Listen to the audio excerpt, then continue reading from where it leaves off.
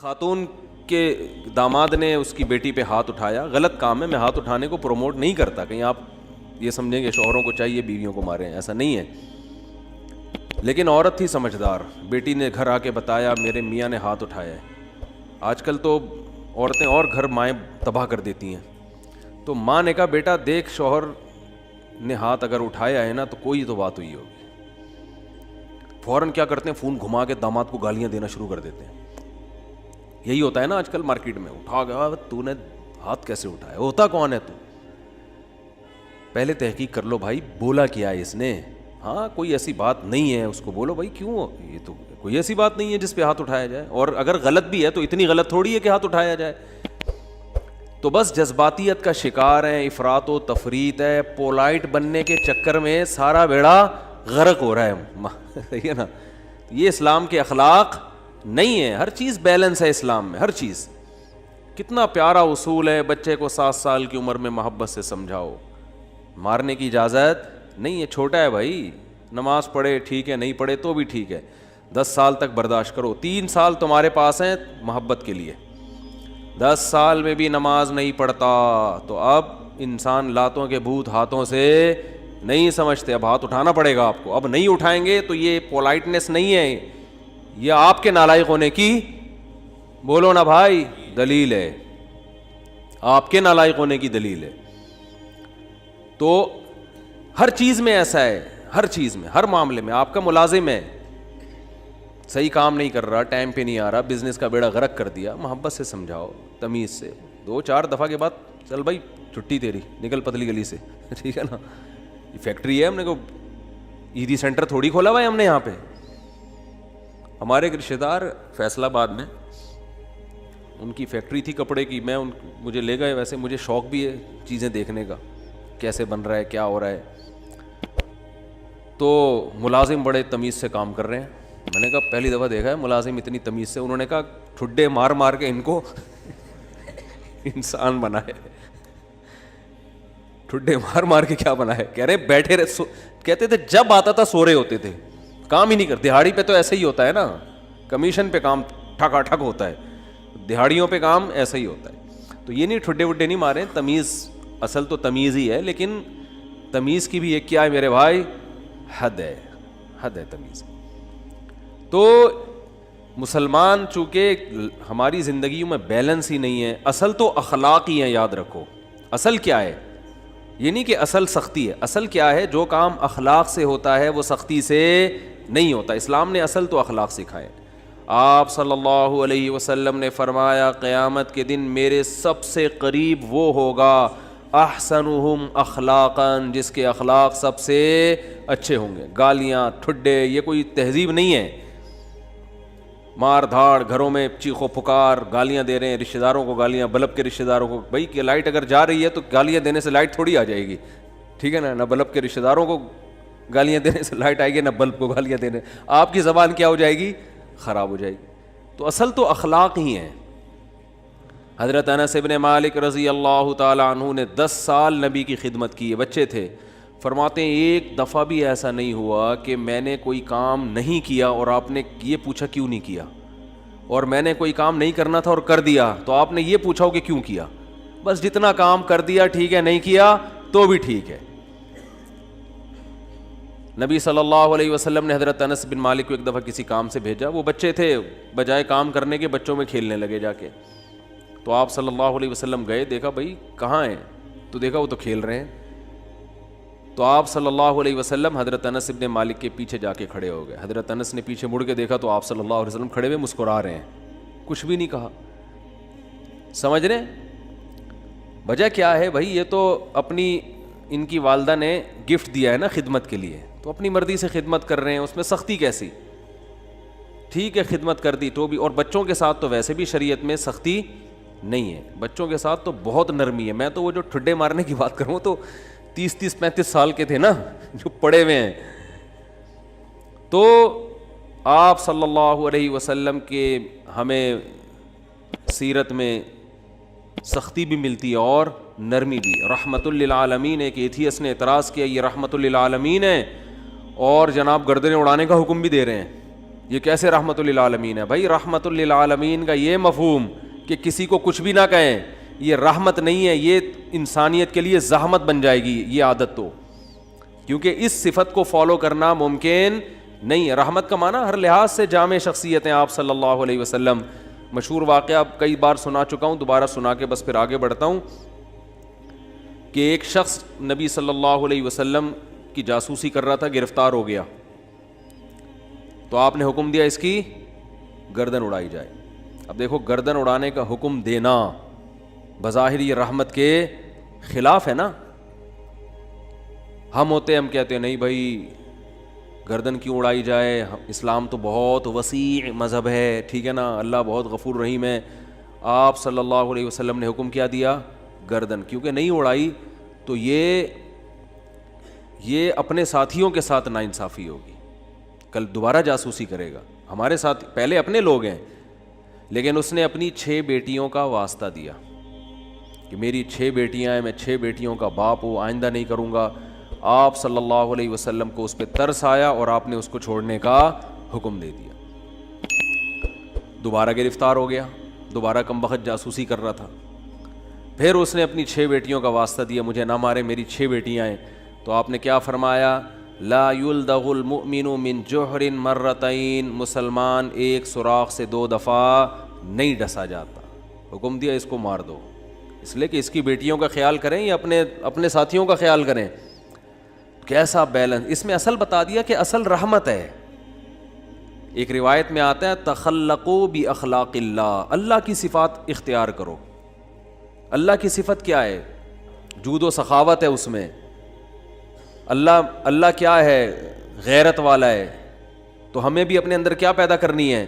غیرت۔ تو اللہ کی صفت یہ ہے کہ قرآن حدیث میں آتا ہے کہ جب اللہ نے اس کائنات کو بنایا تو آئندہ کن اصولوں پہ یہ کائنات چلے گی، وہ اصول اللہ نے پہلے لکھ دیے۔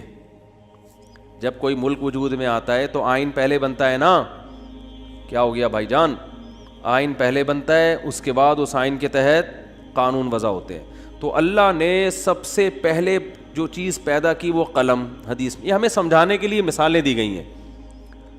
اول ما خلق اللہ القلم، سب سے پہلی چیز جو اللہ نے پیدا کی وہ کیا ہے؟ قلم، کائنات کو بنانے کے بعد، تاکہ جو کائنات جن اصولوں پہ چلے گی نا، وہ اصول، وہ آئین پہلے سے طے ہو جائیں کہ اس آئین کے تحت چلے گی۔ اور اللہ نے سب سے پہلی چیز قلم بنا کے اسے حکم دیا لکھ، ٹھیک ہے نا؟ کیا حکم دیا؟ بولو نا، لکھ۔ تو پہلا اصول لکھا، سبقت رحمتی علی غضبی، میری رحمت میرے غصے پر غالب رہے گی۔ کیا پیاری بات اللہ نے ہم لوگوں کے لیے لکھ دی، جس کی وجہ سے آج ہم بچے ہوئے ہیں۔ یعنی جہاں غصے اور رحمت میں ٹکراؤ ہوگا تو رحمت کیا ہوگی؟ رحمت کا گراف ہمیشہ اوپر رہے گا۔ اللہ یہ بھی لکھ سکتے تھے کہ میرا جو غضب ہے وہ ہوگا ہی نہیں، میرا غضب ہوگا ہی نہیں، ہمیشہ کیا رہے گی؟ رحمت ہی رحمت کے اصول پہ چلے گی، غضب نہیں ہوگا۔ تو پھر لوگ پیغمبروں کی نہیں مانتے۔ قوم عاد، قوم سمود تباہ نہ ہوتی، قوم لوط تباہ نہ ہوتی، فرعون سمندر میں غرق نہ ہوتا پانی میں، اور آگ میں نہ جلتا، اور جہنم نہ ہوتی، تو اللہ نے یہ نہیں لکھا کہ میرا غضب ہوگا ہی نہیں، بلکہ اللہ نے لکھا کہ غضب بھی ہوگا، رحمت بھی۔ لیکن رحمت اور غضب میں جب ٹکراؤ ہوگا نا، تو رحمت کو کیا کروں گا؟ غالب کروں گا۔ جیسے کوئی گناہگار جب توبہ کرتا ہے تو اس کی توبہ کا تقاضا ہے کہ معاف کیا جائے، سابقہ گناہوں کا تقاضا ہے کہ معاف نہ کیا جائے۔ تو جب ٹکراؤ ہوگا تو رحمت کو اللہ کیا کر دیں گے؟ غالب کر دیں گے۔ رحمت کو اللہ ہمیشہ غالب کریں گے۔ تو یہی نبی صلی اللہ علیہ وسلم کی بھی صفت کہ جب رحمت اور غضب میں ٹکراؤ ہوتا تو آپ صلی اللہ علیہ وسلم کی صفت رحمت کیا ہوتی؟ ہمیشہ غالب ہوتی۔ اس کی بہت ساری مثالیں ہیں۔ مشرکین مکہ نے کتنا ستایا، جب مکہ فتح ہوا تو آپ نے فرمایا لا تثریب علیکم الیوم، سب کو معاف کر دیا، ضرورت نہیں ہے تلوار چلانے کی۔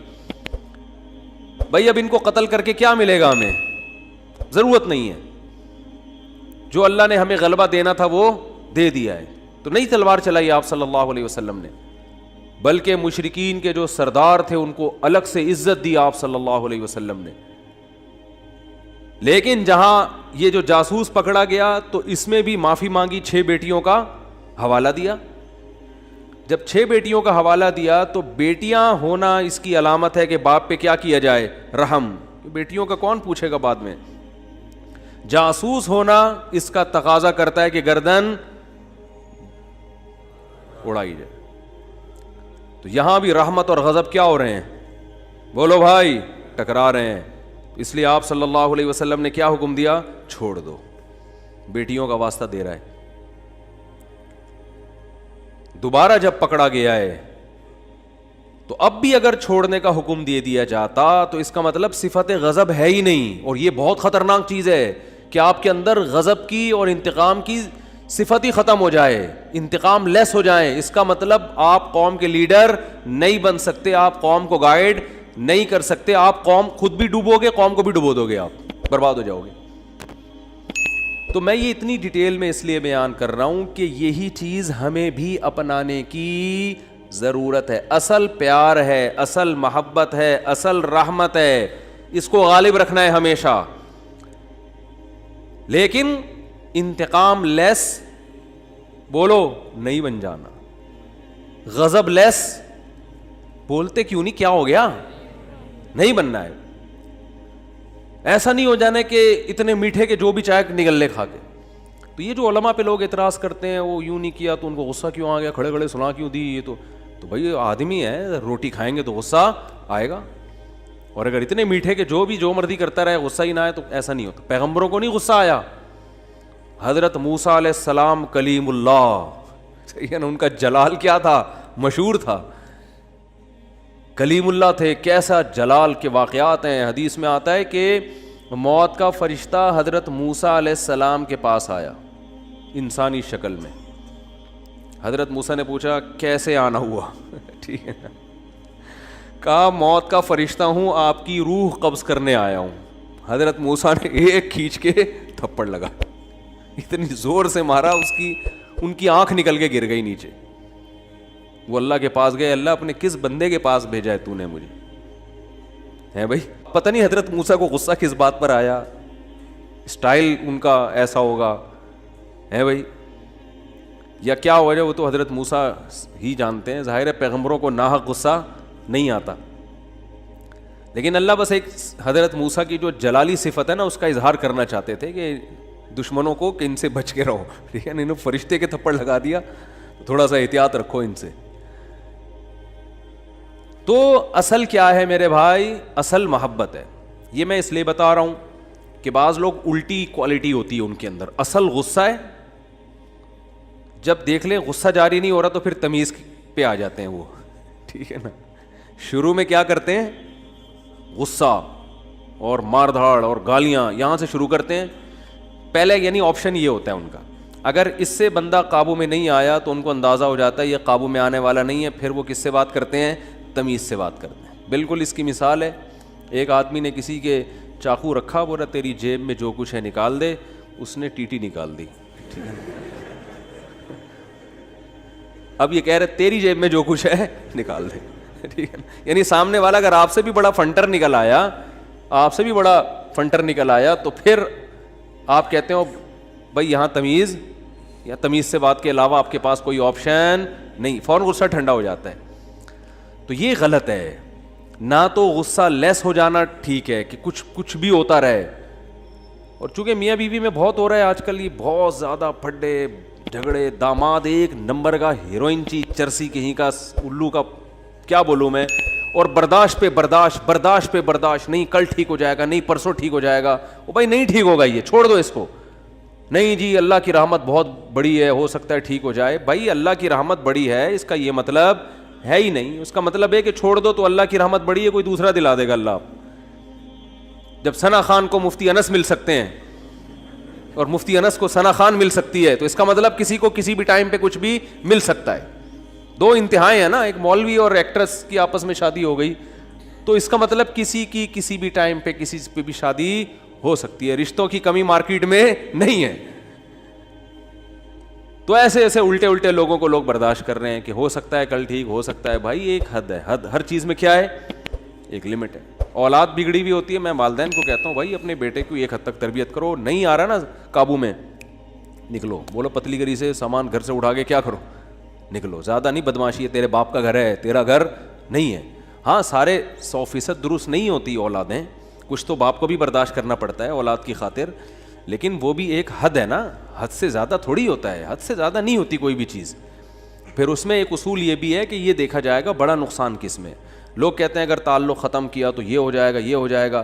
بھائی تعلق ختم کیا تو یہ ہو جائے گا، نہیں کیا تو یہ ہو جائے گا. تو دونوں میں پلس مائنس کیا کرو کہ زیادہ نقصان کس میں. ہمیشہ اس اصول پہ زندگی گزرتی ہے. یاد رکھو دنیا میں سارے فائدے کی چیزیں کبھی بھی حاصل نہیں ہوتی، ہر کام کے کچھ سائیڈ ایفیکٹ ہوتے ہیں. عقل مند آدمی یہ دیکھتا ہے کہ سائیڈ ایفیکٹ زیادہ ہیں یا اس کے بینیفٹس زیادہ ہیں. اس اصول پہ زندگی گزاری جاتی ہے. اگر اس اصول پہ زندگی نہیں گزارو گے ساری زندگی کبھی کوئی فیصلہ آپ سے ہوگا ہی نہیں. سمجھ رہے ہو کہ نہیں سمجھ رہے؟ ساری زندگی کنفیوز رہو گے اور کبھی کوئی فیصلہ آپ سے ہوگا ہی نہیں. ہمیشہ اس اصول پہ زندگی گزرتی ہے کہ یہ کام کرنے میں بھی نقصان، نہ کرنے میں بھی، کرنے میں زیادہ یا نہ کرنے میں زیادہ. اس کو پلس مائنس کر کے فوراً رپورٹ مارکیٹ میں لایا کرو، ٹھیک ہے نا، اور رپورٹ خود تیار کرو، کرنا ہے بھائی کہ یہ سائیڈ ایفیکٹ ہیں اس کے، تو یہ برداشت کریں گے. جیسے اینٹی بائیوٹک ہے، کچھ سائیڈ ایفیکٹ ہوتے ہیں، اب ہوتے ہیں تو ہوتے رہیں. کیا خیال ہے؟